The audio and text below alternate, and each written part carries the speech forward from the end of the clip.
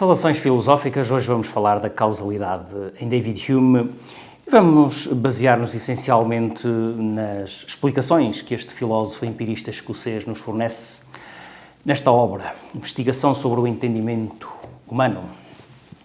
Segundo David Hume, o conhecimento da relação de causa e efeito não é obtido por raciocínios a priori, ou seja, não é obtido pela razão, ele deriva totalmente da experiência, sobretudo quando nos apercebemos de que certos objetos ou fenómenos particulares se combinam constantemente uns com os outros. Por isso, trata-se de um conhecimento a posteriori, não é um conhecimento a priori. Digamos que a razão, sem a ajuda da experiência, é incapaz de fazer qualquer inferência a respeito de questões de facto. Portanto, segundo David Hume, a relação de causa e efeito é obtida através da experiência. Mas, normalmente, ela é concebida como sendo uma ligação ou uma conexão necessária.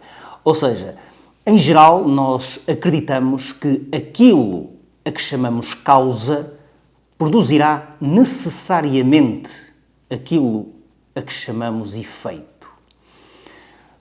Por outras palavras, nós consideramos que a causa tem o poder de produzir necessariamente o efeito. Por exemplo, nós acreditamos que o fogo tem o poder secreto de queimar, ou que a água tem o poder secreto de molhar. Portanto, que há uma conexão necessária entre uma coisa e outra. No entanto, nós não dispomos de qualquer impressão que corresponda à ideia de conexão necessária entre dois fenómenos, entre dois eventos, entre dois objetos singulares. Por exemplo, no caso do fogo, nós não percepcionamos o poder de queimar.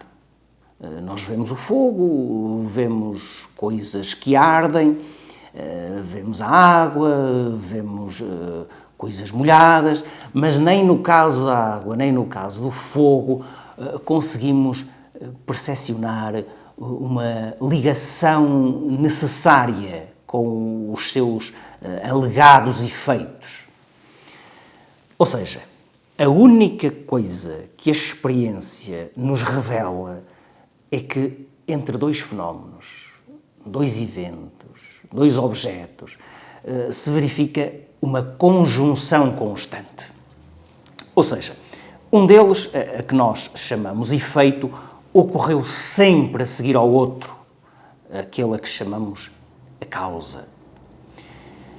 Por isso, a ideia de conexão necessária tem apenas um fundamento psicológico. Ou seja, após a experiência repetida de uma conjunção constante entre dois fenómenos, ou dois acontecimentos, ou dois objetos, ou dois eventos, nós somos levados, segundo David Hume, somos levados pelo hábito ou pelo costume a esperar que apareça um a partir do aparecimento do outro.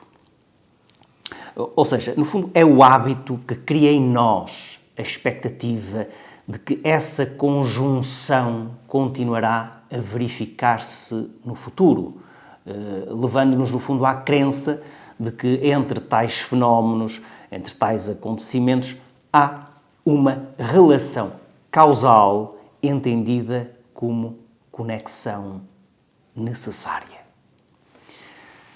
Ora, o que é certo é que não há então nenhum fundamento objetivo para a ideia de conexão necessária entre causas e efeitos. E, portanto, essa ideia é projetada no mundo pela nossa mente.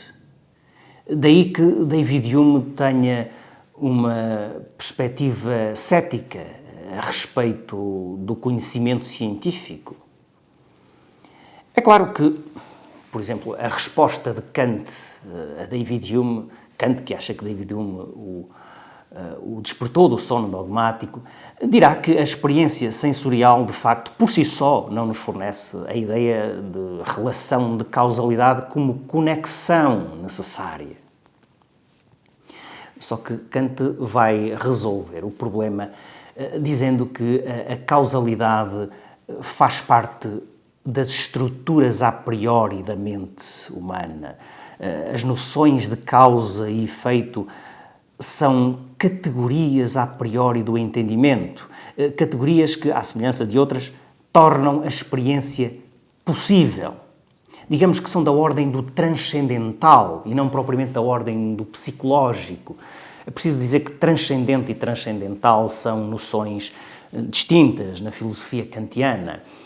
Transcendente refere-se a algo que ultrapassa a experiência, que está para além da nossa experiência, para além da experiência possível, enquanto que transcendental, portanto, refere-se às estruturas, aos princípios que tornam a experiência possível. São os princípios que possibilitam a experiência. As próprias formas do espaço e do tempo são de caráter transcendental. São formas a priori da sensibilidade. E as categorias do entendimento, como a causalidade, também são, de facto, da ordem do transcendental.